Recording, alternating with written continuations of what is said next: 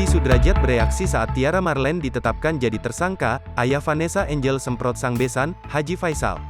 Pasca ditetapkan sebagai tersangka atas pelaporan Haji Faisal, satu persatu permasalahan menghampiri Tiara Marlene. Kini sang pedangdut menyebut rumah tangganya sedang di ujung tanduk. Pasalnya, Tiara Marlene mengaku dirinya telah ditalak oleh sang suami. Bukan tanpa alasan, suami Tiara Marlene dikabarkan malu melihat tingkah sang istri yang kini telah ditetapkan sebagai tersangka dugaan pencemaran nama baik.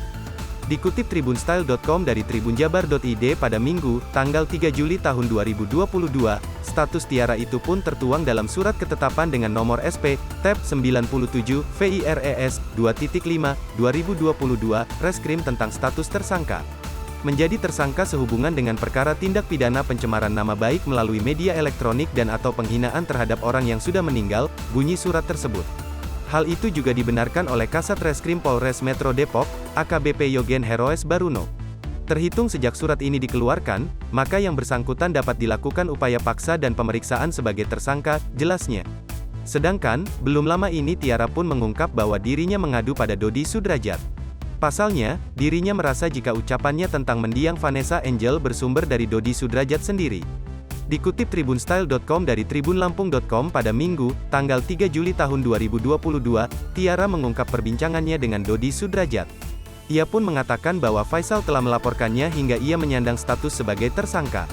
Saya bilang, Dedi, ini teteh, Tiara, tahu enggak jadi tersangka gara-gara ini, ujarnya mengulang ucapannya pada Dodi.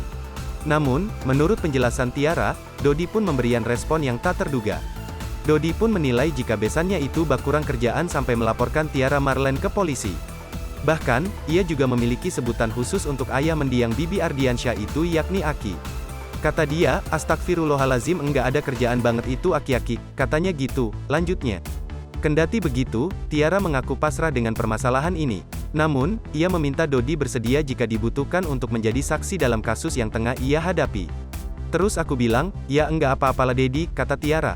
Kalau masalah ini berlanjut Dedi jadi saksi teteh ya, kita masih komunikasi kok, pungkasnya.